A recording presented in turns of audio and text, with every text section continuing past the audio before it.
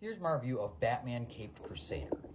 I think that this show was good, but for me, a lot of it, what made me enjoy it was, I would say, style over substance. And also, another thing that I appreciate about the show is that it is episodic for the most part.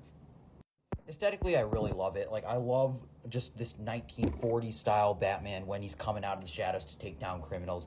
I think that that's great. I really love the aesthetic. And I mean, that's been one of my favorite parts about Batman. That's probably, I just like the aesthetic, even though, like, he's probably in my top 5 favorite superheroes, but not, like, top 3, I'd say. But I think the reason I like him so much is less of him as, like, a character, almost just the vibe that he brings, and just whether it's Gotham as a whole, and just the aesthetic is just gorgeous. And I also like how, I think the voice acting is also very, very good. And I love how we're just seeing so much of Batman's detective work. I think that it was really cool to see.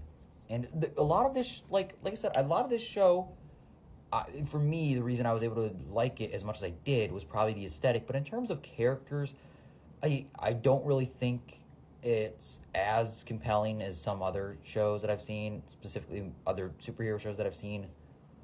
I really liked Harvey Dent in this. Like, I think his transformation into Two-Face was very, very interesting. I thought it was done very, very well. They make him so likable, and just seeing him go from this likable, charming politician, mayor, like candidate for mayor, just into this heinous man is very sad, but very compelling. Like, you feel pretty bad for him. And I really like the way he looks. Like, I think because of just the way this aesthetic is in this show, I think I really like how Clayface looks. I really dig it. And yeah, aesthetically, that's my main thing that I like about the show is just visuals, I'd say. And I also like this version of Harley Quinn. It's definitely a unique take, especially considering she doesn't really have anything to do with the Joker, which is kind of confusing. I think it just kind of feels weird because when you think Harley Quinn, I mean, she's like, I don't know, it's just kind of weird without the Joker. But I mean, within the past like 10 years, she's just been so increasingly popular as a character. I mean, she has her own show. That show is a spin-off. That show has 4 seasons. She has her own movie. I mean, like, I get it, but it still feels weird. Like, the idea that Joker isn't even really mentioned here, it just kind of seems off.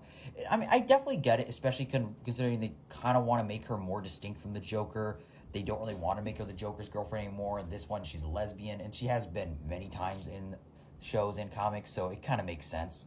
But I would say just, like, it almost feels like it doesn't really feel like Harley Quinn, although from aesthetically I really like it.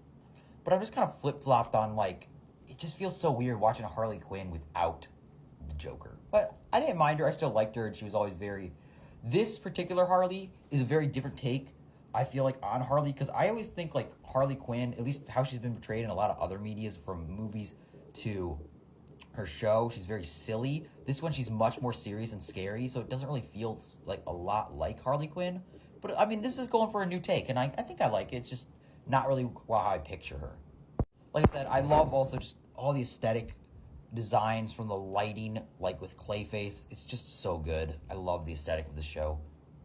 So yeah, I really like that this show is episodic. I really like that we got to just see different parts of Gotham. I like that we got to see all these different unique and interesting takes on villains, visually speaking and from a writing perspective.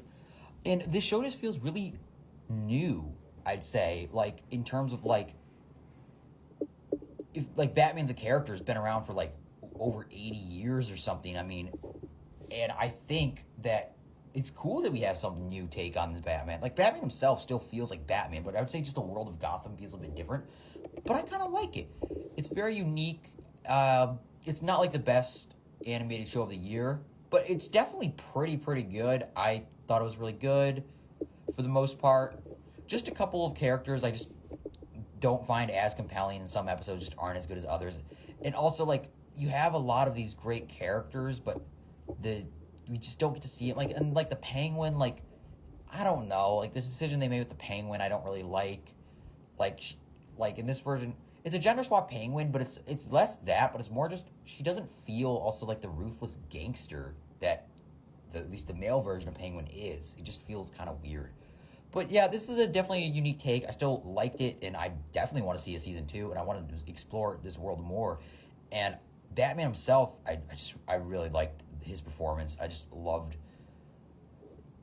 Hamish Linklater is the voice actor for this for Batman, and he was great. And yeah, so yeah, this show was good, but I would say just not as good as I think it could have been. But I definitely think this is a world I want to see more of. I want to see more of this beautiful aesthetic. I want to see more of these characters. So for a first season, I think it's pretty solid, and it definitely leaves me wanting more.